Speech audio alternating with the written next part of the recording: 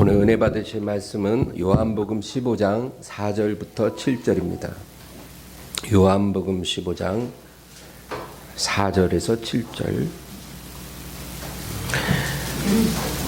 15장 4절부터 7절 말씀을 합독하겠습니다. 내 안에 거하라, 나도 너희 안에 거하리라. 가지가 포도나무에 붙어있지 아니하면 스스로 열매를 맺을 수 없음같이 너희도 내 안에 있지 아니하면 그러하리라. 나는 포도나무요 너희는 가지라. 그가 내 안에 내가 그 안에 거하면 사람이 열매를 많이 맺나니 나를 떠나서는 너희가 아무것도 할 수 없음이라. 사람이 내 안에 거하지 아니하면 가지처럼 밖에 버려져 마르나니 사람들이 그것을 모아다가 불에 던져 사르느니라. 너희가 내 안에 거하고 내 말이 너희 안에 거하면 무엇이든지 원하는 대로 구하라. 그리하면 이루리라. 아멘. 할렐루야.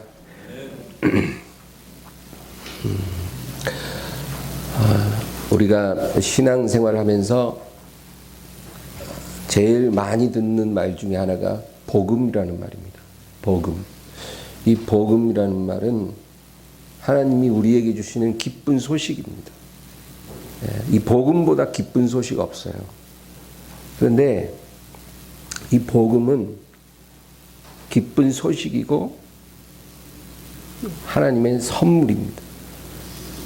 하나님이 우리에게 그 값없이 주시는 선물이 바로 복음이에요.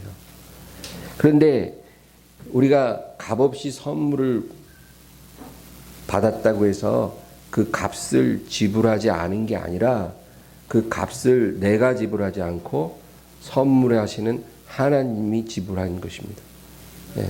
그렇죠? 여러분, 선물이라는 게 원래 그런 거예요. 받는 사람은 공짜고 주는 사람이 그 선물의 값을 다 지불한 겁니다. 그래서 선물을 주는 사람의 사랑, 그 수고와 희생을 받는 사람이 깨달을 때 그 선물이 선물되는 거죠. 여러분, 자녀들이 가정에서 값없이 누리는 게 많아요. 그렇죠? 뭐 무슨 방값을 냅니까? 숙박비를 냅니까? 밥값을 냅니까? 뭐 의료비를 냅니까? 학비를 냅니까? 자녀들은 그런 거 값을 지불할 필요가 없는 거예요. 그런데 이렇게 누리는 모든 것이 부모의 사랑과 수고로 다 이루어졌다는 거죠. 선물인 것입니다. 그래서 이런 것이 부족하지 않게 공급되는 그런 가정의 자녀들은 복을 받은 거예요. 어릴 때는 그걸 모르다가 철이 들면 깨닫는 거죠. 우리가 살아가는 이 하루하루도 하나님이 우리에게 주신 선물입니다. 선물이에요. 여러분, 이 매일매일 아침에 눈 뜰 때 그냥 감사하시기 바랍니다. 하나님 선물이에요. 그래서 그거 깨달으면 우리가 인생을 의미 있게 보낼 수가 있는 겁니다. 그냥 막 살지 않고 하나님의 선물 받았는데 막 살면 안 되잖아요. 그거 모르니까 막 사는 거예요. 그 하나님의 선물로 내게 시간이 주어졌다는 걸 알면 우리가 의미 있는 삶을 살 수가 있는 것입니다. 내가 받은 구원이 하나님의 선물이에요. 하나님이 값을 지불했어요. 그래서 우리가 공짜로 받은 거예요. 여러분, 아들을 죽음에 내어주는 게 보통 일입니까? 하나님 그렇게 하셨다는 거예요. 우리를 위해 아들을 죽음에 내어줘요. 누가 그럽니까, 여러분? 누가 자기 친자식을 남을 살리기 위해 죽음에 내어주는 사람이 있을 수 있겠어요? 정신병자나 그럴까? 그럴 수가 없잖아요. 근데 하나님이 그렇게 하셨다. 어마어마한 값을 지불하고 우리를 살렸다, 그 말이에요. 그리고 예수님도 아버지 뜻을 따라 십자가에서 자신을 내어주시고 이런 값을 지불했기 때문에 우리가 구원을 받았다는 거예요. 그 지불함이 없었으면 구원은 절대로 우리 것이 될 수가 없는 겁니다. 그래서 우리가 이 사실을 깨닫는 그날 우리가 하나님을 예배하는 자가 되는 거예요. 이게 안 깨달아지면 내가 값없이 하나님이 막대한 값을 지불하시고 값없이 선물로 구원받았다는 사실을 못 깨달으면 예배를 못 드려요. 교회에 앉아있다고 예배 드린 거 아니거든요. 그거 못 깨달은 사람들은 예배가 안 돼요. 스마트폰만 봐요. 예배가 아닌 거예요. 예배를 드릴 수가 없는 거예요. 그런데 예배 시간에 스마트폰만 보는 사람 보고 너의 예배 똑바로 안 드리, 제대로 드려. 야단쳐봐야 소용이 없는 거예요. 여러분 야단치지 마세요. 하나님이 내게 주신 것을 이해를 못하기 때문에 그런 거예요. 그 선물의 의미를, 구원의 선물을 이해하면 그때부터 예배 드리지 말라 그래도 예배자가 되는 거예요.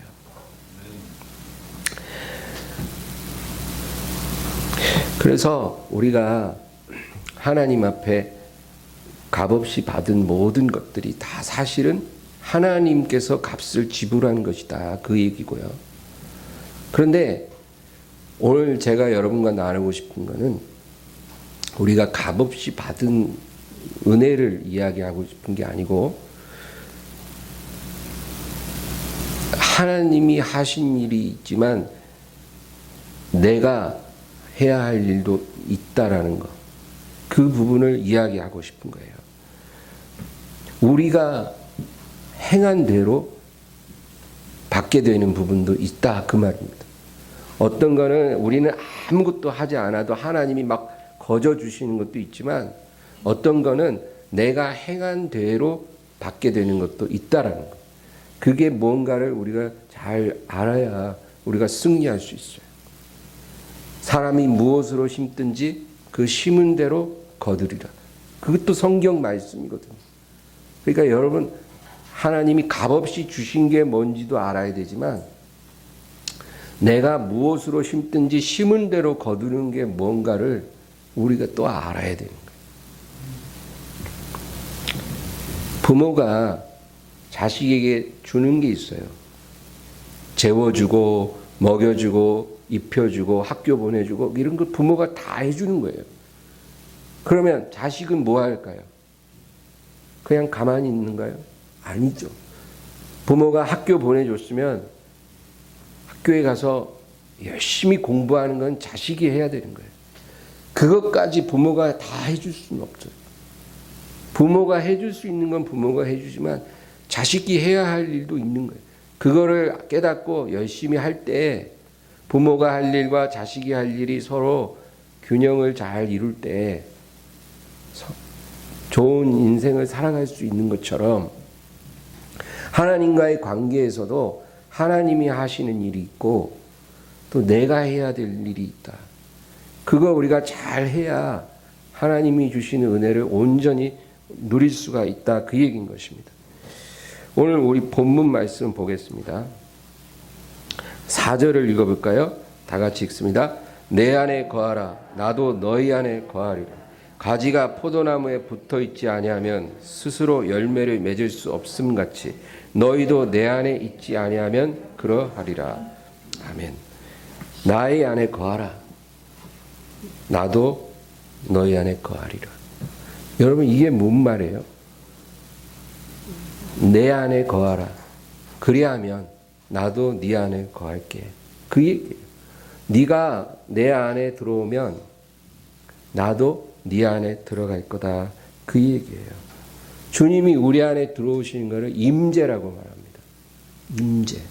여러분 이 임재의 은혜가 있어야 돼요. 그런데 이 임재의 은혜를 받으려면 먼저 내가 해야 할 일이 있다. 그 얘기예요.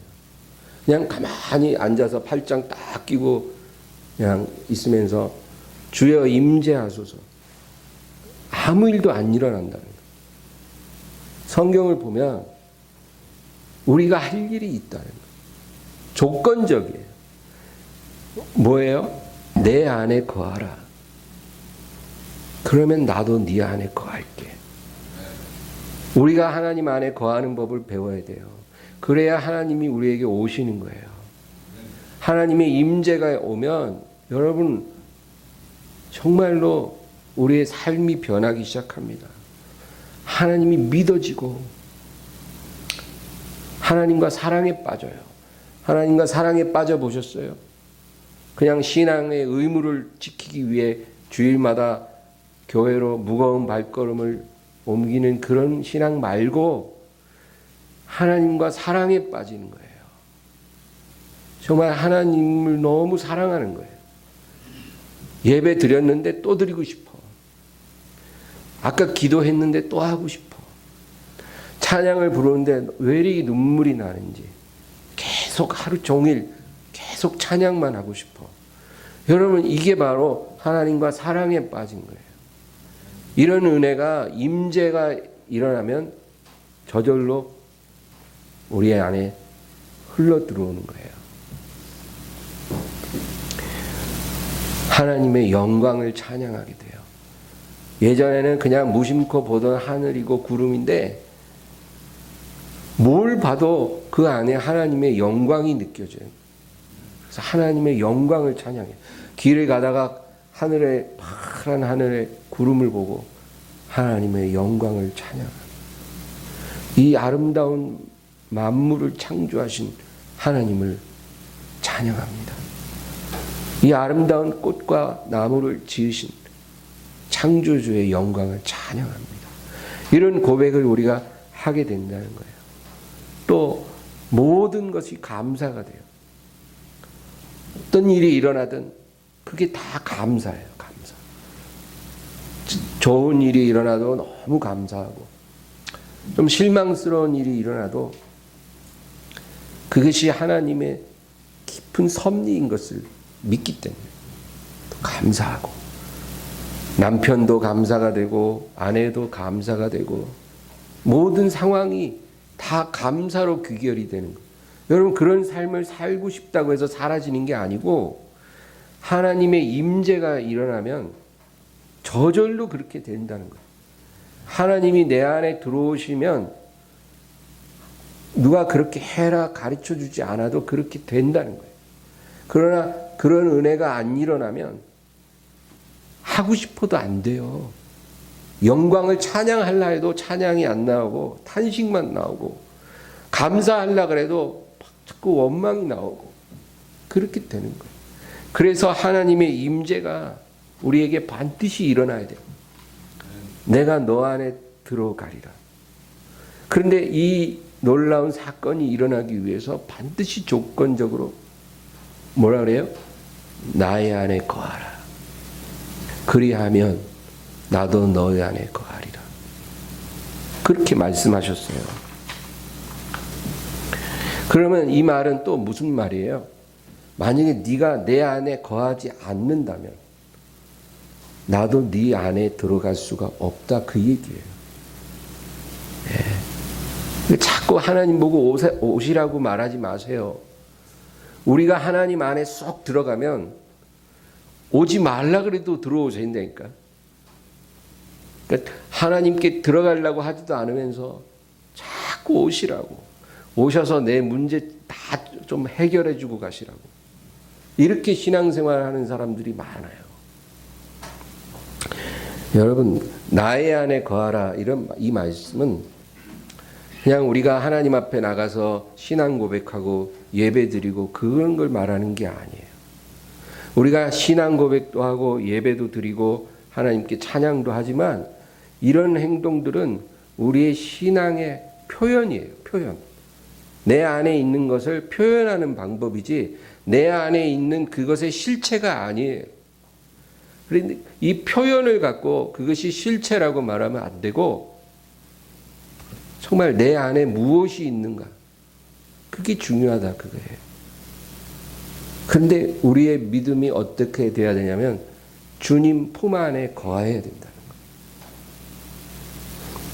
거예요. 누가복음 15장에는 집을 나간 둘째 아들 이야기가 나와요. 둘째 아들이 아버지 품을 떠나 먼 나라로 갔어요. 아버지가 가라는 게 아니라 자기가 아버지께 유산을 먼저 달라 그래서 그걸 다 가지고 먼 나라로 갔는데 거기서 방탕하게 살다가 완전히 인생 밑바닥으로 추락하게 됐어요.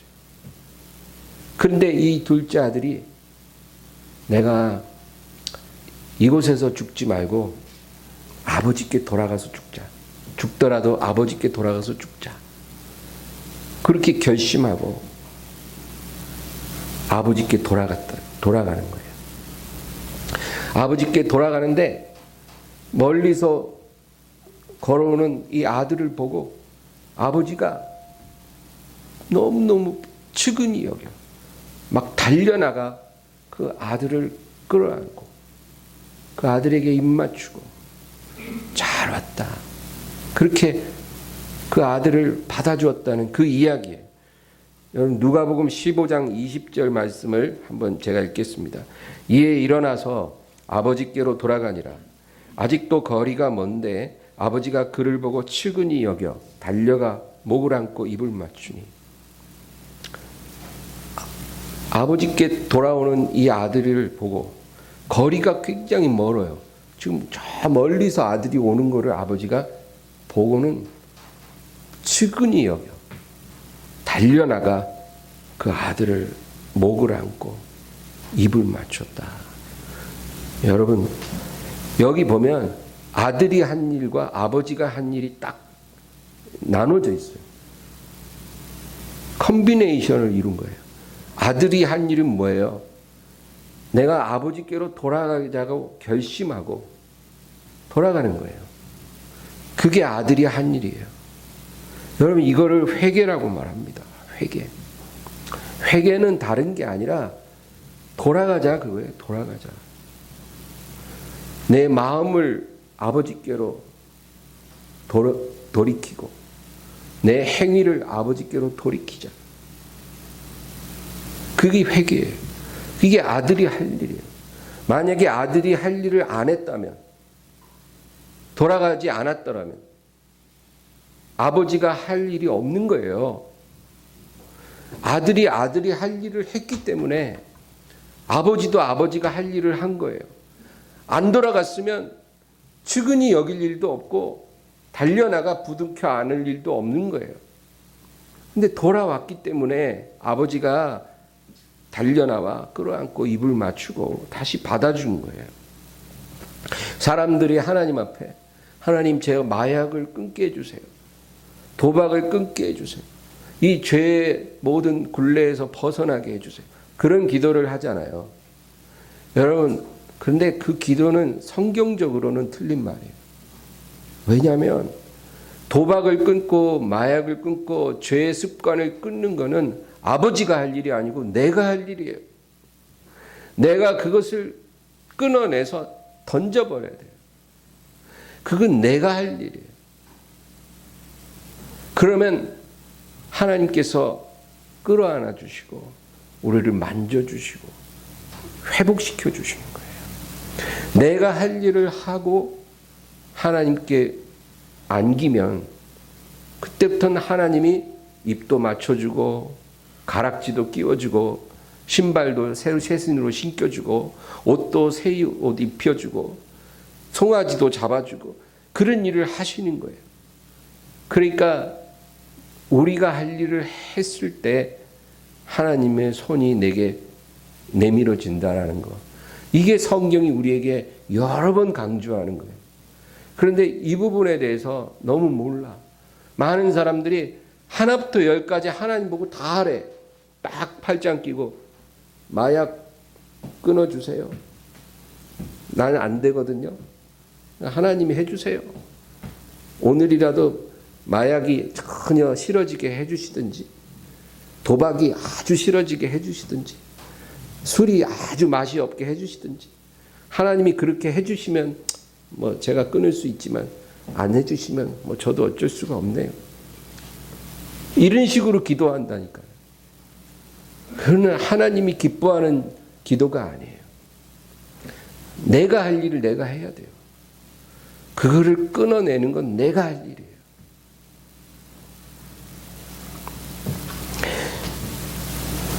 그래서 아버지가 딱 아들을 끌어안고 뭐라 그랬겠어요? 다시는 내 품을 떠나지 말아라. 아들아. 그 얘기를 했을 거 아니겠어요? 하나님이 바로 우리에게 그 얘기를 하시는 거예요. 다시는 내 품을 떠나지 마라. 그 말이 바로 오늘 본문에 나의 안에 거하라. 내 품 안에 거하라. 그러면 나도 너의 안에 거할 거야.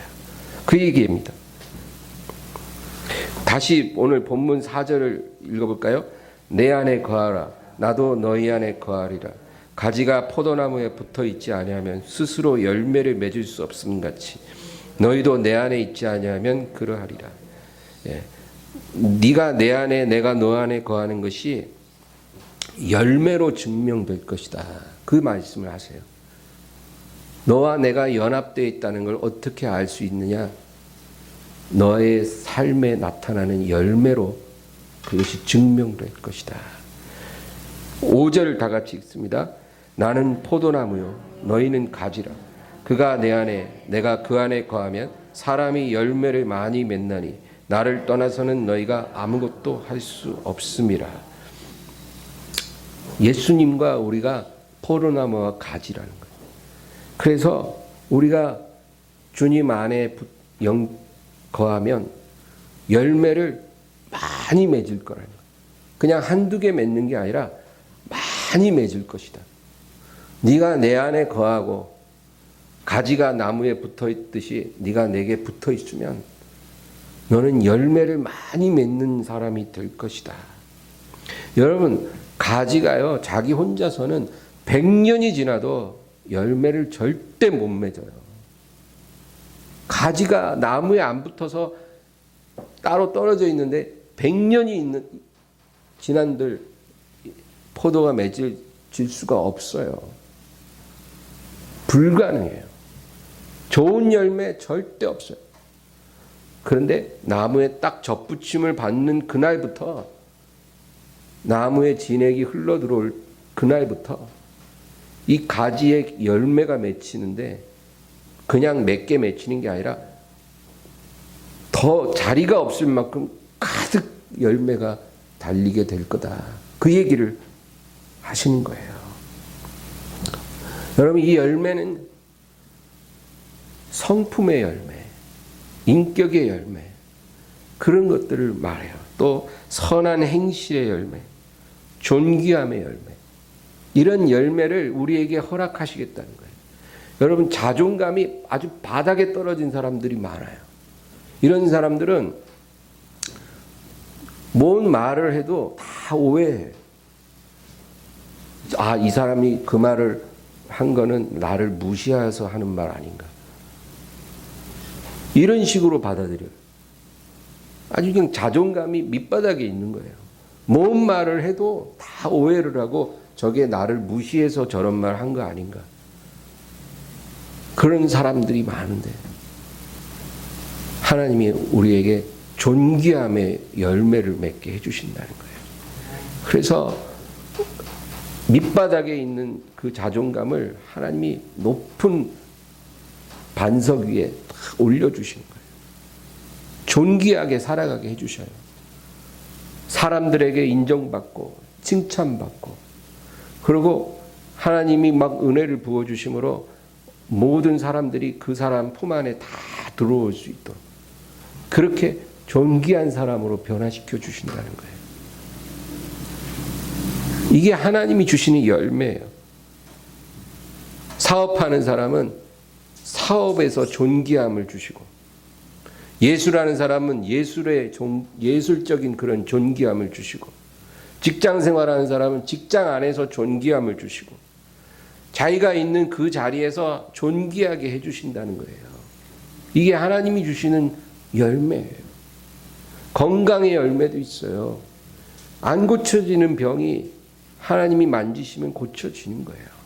12년간 피가 안 멎는 여자가 예수님 옷자락을 딱 만졌을 때 피가 멎은 것처럼 그런 일도 일어나는 거예요. 이런 좋은 일들이 내 삶에 막 일어나요. 성품도 바뀌고 다혈질도 막 온유하게 바뀌고 사업도 막 좋은 일이 일어나고 직장에서도 막 좋은 일이 일어나고 사람들이 나를 막 좋아해 줘. 옛날에는 전화해도 안 받는데 이제는 막 사람들이 막 전화를 많이 해. 나를 찾는 사람들이 많아지고 그런 일들이 일어나는 거예요.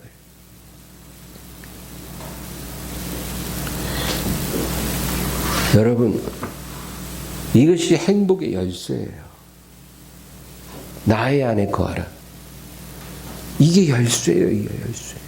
성경이 이 열쇠를 우리에게 말해주는 거예요. 딴 열쇠 아무리 너네들이 찾아서 그 문, 행복의 문을 열라고 해도 그 문은 안 열려. 너희가 찾은 열쇠로는 그 문이 열릴 수가 없지만 내가 너희에게 주는 이 열쇠, 나의 안에 거하라는 이 말씀의 열쇠를 갖고 그 문을 열면 열린다는 거예요. 예. 여러분, 이 열쇠를 소유하기를 바랍니다. 주님 안에 거하세요. 어떻게 거하나요? 아침에도 주님을 구하고 오후에도 주님을 구하고 밤중에도 주님을 구하세요. 그게 왜 안 되겠어요? 할 수 있어요.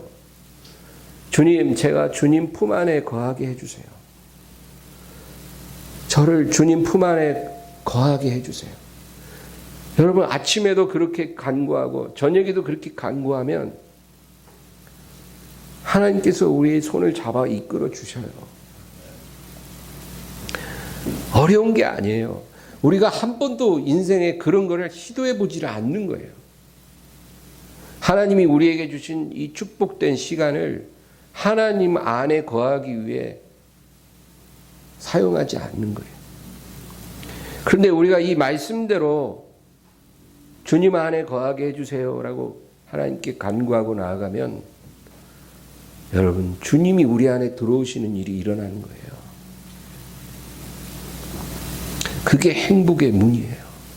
그때부터 놀라운 일들이 일어나기 시작하는 거예요. 오늘 본문 6절을 다 같이 읽겠습니다. 사람이 내 안에 거하지 아니하면 가지처럼 밖에 버려져 마르나니 사람들이 그것을 모아다가 불에 던져 사르느니라. 자, 여기 경고의 말씀이에요. 만약에 네가 내 안에 거하지 않으면 어떤 일이 일어나냐면 너는 따로 떨어져 마른 가지가 될 것이고, 그리고 열매는커녕 너는 사람들이 너를 가져다가 불에 던질 것이야. 여러분, 우리 앞에 두 갈래 길이 있다는 거예요. 두 갈래 길. 이 길 아니면 저 길이에요. 계속 중간에 머뭇거릴 수는 없어요.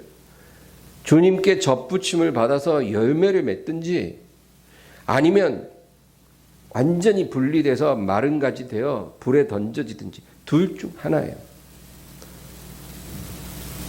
어떤 길로 갈 거예요? 접붙임을 받아서 열매 맺어야죠. 왜 머뭇거리세요? 그냥 마른 가지 돼서 불에 던져지면 큰일 나요. 우리 로마서 11장 말씀을 한번 찾아보겠습니다. 로마서 11장 20절 21절 다 같이 읽습니다. 옳도다. 그들은 믿지 아니함으로 꺾이고 너는 믿음으로 섰느니라. 높은 마음을 품지 말고 도리어 두려워하라. 하나님이 원가지들도 아끼지 아니하였은즉 너도 아끼지 아니하시리라. 아멘. 하나님이 원가지들도 아끼지 아니하였은즉 너도 아끼지 아니하시리라. 이 원가지가 누구예요? 이스라엘이에요. 이스라엘이 왜 꺾여졌는지 아세요? 하나님을 믿지 않은 거예요. 하나님을 구하지 않은 거예요. 형식은 있었어요. 성전에 와서 제사도 드리고 많은 형식을 갖고 있었지만 하나님이 그들을 다 꺾어버렸어요. 그리고 그 성전까지 다 불태워버렸어요. 왜? 하나님을 구하지 않으니까. 그래서 그 원가지도 아끼지 아니하고 꺾어버리신 하나님. 여러분, 하나님은 자비로우시지만 엄위하셔요. 하나님 두려워해야 돼요. 하나님을 구하는 자에겐 한없는 은혜를 주지만 하나님을 구하지 않고 하나님을 멸시하는 자는 하나님이 그냥 아끼지 않고 꺾어버려. 그런 하나님이라. 그래서 이스라엘이 꺾여졌다는 거예요. 그런데 뭐라 그래요? 너희도 아끼지 아니하시리라. 누가, 여러분, 우리가 한 번 구원받은 거는 무조건적으로 보장된다라고 그렇게 말합니까? 한 번 구원받았다고 그 구원이 무조건적으로 보장돼요? 그런 말씀이 성경에 있나요? 없어요. 오히려 성경은 뭐라 그랬냐면 네가 받은 구원을 온전히 지키라. 지키라. 이루라. 그렇게 말해요. 그건 뭐예요? 지키지 못할 수도 있다 그 말이에요. 우리가 예수님을 믿음으로 구원을 받지만 그것을 끝까지 지키고 그것을 이루어야 되는 거예요. 그거 못할 수도 있다 그 말이에요. 우리가 하나님을 붙잡을 때 하나님도 우리를 붙잡아 주시는 거예요. 하나님을 구할 때 하나님이 우리를 만나 주시는 거예요. 우리가 하나님을 의지하는 한 하나님이 우리를 내치는 일은 절대 없어요. 우리가 하나님의 얼굴을 구하고 예배하는 한 하나님이 우리를 내팽개치는 일은 절대로 안 일어나요. 그 어느 누구도 그 사랑을 갈라놓거나 그 구원을 빼앗을 수 없어요. 그러나 우리가 하나님으로부터 마음이 돌아서고 하나님을 우리가 버리면 하나님도 우리를 버리시는 거예요. 그래서 받은 구원을 잃어버릴 수 있다 그 얘기예요. 성경은 그걸 경고하는 거예요. 하나님이 이스라엘 원가지도 아끼지 않고 꺾어버린 것처럼 너희도 아끼지 아니하시리라. 여러분, 하나님이 뭐가 아쉬워서 하나님을 경멸하고 등지는 사람을 아끼시겠어요? 경고의 말씀이에요. 그냥 하나님은 한없는 사랑으로 무조건적으로 우리를 지켜주실 거야. 우리가 어떻게 살든 마음이 하나님으로부터 떠났지라도 하나님은 나를 보장해 주실 거야. 그거는 성경적 믿음은 아니에요. 우리 마음이 하나님을 향하는 한 하나님이 절대 영원히 우리를 버리시지 않을 거라는 것. 그게 맞는 거예요. 빌립보서 2장 12절을 보면 그러므로 나의 사랑하는 자들아 너희가 나 있을 때뿐 아니라 더욱 지금 나 없을 때에도 항상 복종하여 두렵고 떨림으로 너희 구원을 이루라. 할렐루야. 뭐라 그래요? 항상 복종하여 두렵고 떨림으로 너희 구원을 이루라.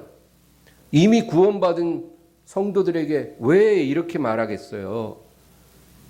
너희 구원을 이루라는 말은 너희 구원을 완성하라. 완료하라. 그 얘기예요. 구원을 받았으나 그거를 완성해라. 끝까지 이루라. 신앙생활을 시작하는 사람들이 구원받은 것이 아니고 신앙생활을 믿음으로 마치는 사람이 구원을 받는 거예요, 여러분. 시작은 했지만 믿음으로 안 마치면 버려지는 거예요. 조심하세요. 믿음으로 끝까지 마쳐야 돼요. 경기 종료 휘슬이 불려야 우리가 승리했다는 것이 확실해지는 거지. 경기 종료가 휘슬이 안 불렸는데 지금 2대0으로 이기고 있으니까 이겼다. 그렇게 장담할 수 없다는 거예요. 2대0으로 이기다가 3대2로 역전패할 수도 있는 거예요. 종료 휘슬 부를 때까지는 우리의 승리를 끝까지 지켜가요. 열심히 뛰어야 돼요. 그래서 예수님이 끝까지 견디는 자는 구원을 받으리라. 그 말씀을 하시는 거예요. 끝까지 견뎌야 믿음 지켜야 구원을 받으리라. 디모데후서 4장 말씀 한번 더 찾아볼까요? 디모데후서 4장 좀 더 뒤로 가서 디모데후서 4장 7절 8절입니다. 347페이지 디모데후서 4장 7절 8절 말씀을 다 같이 읽습니다. 나는 선한 싸움을 싸우고 나의 달려갈 길을 마치고 믿음을 지켰으니 이제후로는 나를 위하여 의의 면류관이 예비되었으므로 주 곧 의로우신 재판장이 그날에 내게 주실 것이며 내게만 아니라 주의 나타나심을 사모하는 모든 자에게 도니라. 아멘. 이 말씀이 얼마나 명확해요. 나는 선한 싸움을 싸웠고 이제까지 선한 싸움 싸웠고 달려갈 길 마쳤고 내 믿음을 끝까지 지켰으므로 이제 나를 위해 주님께서 의의 면류관을 주실 것이라. 이 고백이에요. 그런데 뭐라 그러냐면 내게만 아니라 주의 나타나심을 사모하는 모든 자에게도 그리하실 것이다. 저와 여러분에게도 동일한 약속이에요. 선한 싸움 싸우고 달려갈 길 마치고 믿음을 끝까지 지켜야 주님이 우리를 위해 예비하신 의의 면류관을 허락하시는 거예요. 이 고백은 믿음을 시작한 사람의 고백이 아니고 믿음의 여정을 이제 다 마친 자의 고백이에요.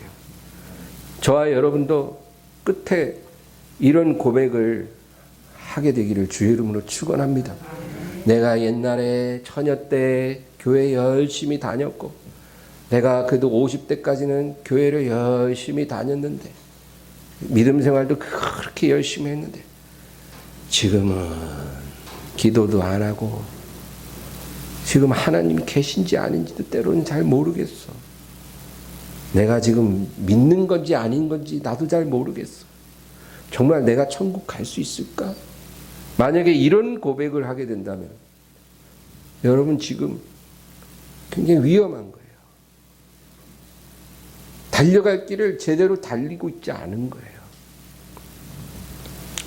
마태복음 7장에는 집을 짓는 두 사람의 이야기가 나와요. 두 사람이 집을 짓는데 한 사람은 모래 위에 집을 짓고 한 사람은 반석 위에 집을 짓는다는 거예요. 여러분 이 집은 바로 우리 믿음을 의미해요. 믿음이에요. 우리는 믿음의 집을 각자가 짓는 사람이에요. 이 집은 남이 지어줄 수 없어요. 각자가 자기 집을 지어야 돼요. 그런데 한 사람은 그 집을 반석 위에다가 딱 세우고 있고 한 사람은 그냥 모래 위에다 집을 세운다는 거예요. 믿음의 집을. 겉보기에는 집이 똑같아요. 문제 없어요. 왜냐하면 그 집안은 눈에 보이지 않거든. 그러니까 겉보기에는 집이 똑같은 집 같아. 그런데 이제 어느 날 밤중에 폭우가 막 내리는 거예요. 막 퍼붓듯이 폭우가 내리고 그리고 태풍이 어마어마하게 불어. 막 사람이 날아갈 정도의 강풍이 부는 거예요. 그런 비바람이 몰아치는 밤이 됐어요. 이제 처음에는 두 집이 그대로 서 있었지만 점점 그 집안에 물이 스며들기 시작해요. 그리고 어떤 일이 일어났을까요? 모래 위에 지은 집은 갑자기 붕괴됐어요. 여러분 이 집안에 스며든 물은 시험을 말해요. 시험. 우리 믿음에는 반드시 시험이 온다는 거 잊지 마세요. 시험 안 당하는 믿음 없어요. 그냥 믿습니다. 그러면 뭐 시험 없이 천국까지 갈 것 같으세요? 절대 그런 일 없어요. 모든 믿음엔 반드시 시험의 물이 들어오게 돼 있어요. 그래서 그 믿음이 어떤 믿음인지를 드러내시는 거예요. 그 시험을 통과하고 이겨낸 믿음이 바로 하나님의 나라에 들어가는 거예요. 그런데 이 두 집이 물이 들어오니까 모래 위에 지은 집은 완전히 붕괴됐다 그 얘기예요. 반석 위에 지은 집은 그대로 있어요. 이 반석이 뭐예요, 여러분? 예수님이에요. 예수님. 예수님 위에 믿음을 지은 거예요. 그 집은 시험이 와도 물이 들어와도 그대로 있어요. 예수님 위에 믿음을 세웠기 때문에 이 믿음이 바로 어떤 믿음이에요?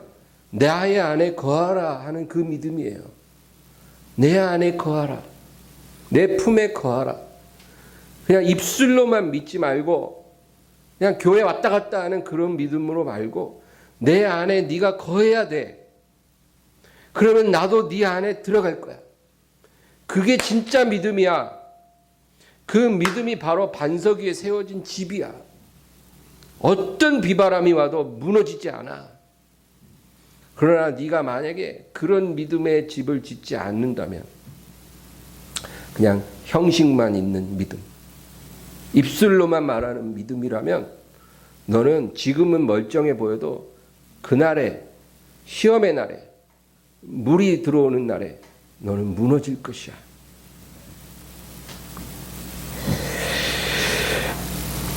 그래서 여러분 로마서 11장, 아까 우리가 찾아봤던 로마서 11장으로 다시 돌아갈까요?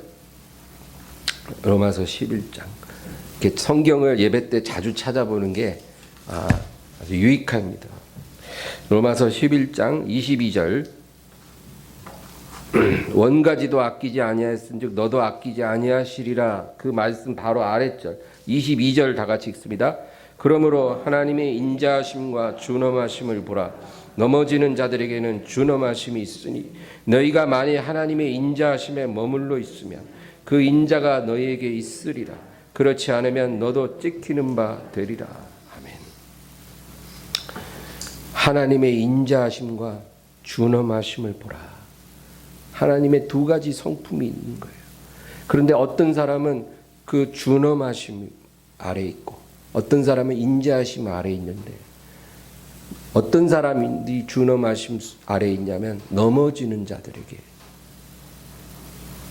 그 준엄하심이 있다라는 거예요. 여러분 교회 안에 두 종류의 사람이 있다는 얘기예요. 넘어지는 자들이 있고 보호받는 자들이 있어요. 교회 안에. 근데 넘어지는 자들에게는 하나님의 준엄하심, 하나님의 어미하심이 있다. 이 말은 그 사람들을 하나님이 엄중히 처벌하신다. 그 말이에요. 교회 안에 넘어지는 거예요. 그 사람들을 하나님이 처벌하실 것이다. 왜냐하면 그들이 넘어지는 이유는 그들이 주님 안에 거하지 않았기 때문이에요. 그래서 넘어지는 거예요. 그래서 하나님이 그들을 처벌하시리라. 그러나 보호받는 자들이 있다는 거예요. 이 사람들은 하나님의 인자하심 아래 거하는 자들이에요. 하나님의 인자하심 속에 거하는 거예요. 그래서 보호받아요. 이게 뭐예요? 아까 제가 둘째 아들 얘기했죠. 그 둘째 아들이 아버지께 돌아가리라 해갖고 돌아가서 아버지 품에 딱 안겼어요. 여러분 돌아온 아들이 아버지를 안는 게 아니에요. 아버지는 왔고 아들은 왔고 아버지가 달려나와서 아들을 딱 끌어안아 준 거예요. 그때 이 아들이 아버지 품에 딱 안겨 있어요. 그게 뭐예요? 인자하심 안에 거하는 거예요. 하나님의 인자하심 안에 거하면 보호받는 거예요. 여러분 그래서 나의 안에 거하라. 나의 품에 거하라. 그렇게 말씀하시는 거예요. 우리가 항상 회개를 잘해야 되는 이유가 바로 그거예요. 우리가 죄를 안 짓는 사람이 아니잖아요. 죄를 지어요. 실수 엄청 해요. 목사인 저도 똑같아요. 매일매일 죄 지어요. 죄 안 질라 해도 벌써 게으름의 죄, 태만의 죄, 사랑하지 못한 죄, 기도 부족한 죄, 입술로 실수한 죄, 매일매일 회개할 죄가 늘 새로 생겨요. 제가 그런 놈이에요. 몰랐어요? 근데 우리 다 그렇다고 봐요. 우리가 죄를 안 짓지를 않아요. 지어요. 그러니까 우리가 회개를 잘해야 돼요. 회개하면서 둘째 아들처럼 주님 품에 딱 안겨야 돼요. 아침에도 주님 저를 주님 품에 안기게 해주세요. 주의 인자하심에 안기게 해주세요. 저녁에도 주님 제가 주님 안에 안기게 해주세요. 우리가 그 마음 가져야 넘어지지 않고 보호받는 거예요. 그런데 맨날 죄 엄청 짓고 살면서도 주의 인자하심 구하지도 않아. 아침에는 스마트폰만 보고 저녁에는 텔레비전만 보고 기도도 안 하고 성경도 안 보고 주님을 구하지도 않아. 주의 인자하심 뭐 필요한가 그게? 그러면 어떻게 되겠냐고요. 죄는 죄대로 짓고. 그러면 교회 교적 냈다고 해서 하나님 보호해 주시겠냐고요. 넘어진다는 거예요. 그 사람들은. 오늘 마지막으로 본문으로 돌아가서 한 절 읽고 마치겠습니다. 우리 요한복음 15장 다시 돌아가서요. 7절. 요한복음 15장 7절 말씀 다 같이 읽습니다. 너희가 내 안에 거하고 내 말이 너희 안에 거하면 무엇이든지 원하는 대로 구하라. 그리하면 이루리라. 아멘. 자, 이 결론적인 말씀이에요. 너희가 내 안에 거하고 내 말이 너희 안에 거하면, 아까는 너희가 내 안에 거하면 나도 너희 안에 거하리라 이러셨는데, 지금은 너희가 내 안에 거하고 내 말이 너희 안에 거한다면, 내 말이 너의 삶에 시행된다면, 내 말이 너의 생활에 시행된다면 그거예요. 여러분, 하나님 말씀을 들었으면 그 말씀이 내 생활에 시행되게 하세요. 그래야 그게 제대로 된 거예요. 말씀을 들었다고 다 시행을 완전하게 할 수는 없지만 하나라도, 단 하나라도 시행되게 하세요. 그거 보고 싶은 거예요. 하나님은. 어떻게 사람이 말씀대로 살아요. 그러나 말씀대로 못 살아도 오늘 말씀 설교 중에, 오늘 성경 큐티 하는 중에 딱 한 개라도 내 삶에 시행하리라. 내 생활에 시행하리라. 그 마음을 하나님이 보는 거예요. 그 얘기예요. 너희가 내 안에 거하고 내 말이 너희 안에 거하면, 시행되면, 우리가 제일 좋아하는 말씀 뭐예요? 무엇이든지 원하는 대로 구하라. 그리하면 이루리라. 여러분, 우리가 하나님 말씀을 내 삶에 시행하면 하나님도 우리 소원을 우리 삶에 시행해 주시는 거예요. 내 말을 존중히 여기는 자를 내가 존중히 여기고 내 말을 멸시하는 자를 내가 멸시하리라. 성경에 그런 말씀 있잖아요. 하나님 말씀을 우리가 시행하면 하나님도 우리 소원을 시행해 주세요. 네 소원을 내가 시행할 거야. 저가 나를 앉으 내가 저를 높이리라. 그래서 오늘 이 약속을 주셔요. 무엇이든지 원하는 대로 구하라. 그리하면 이루리라. 오늘 이 말씀이 저와 여러분에게 임하기를 주의 이름으로 축원합니다. 우리 말씀을 생각하면서 간절히 기도하겠습니다. 주여, 주여, 주님.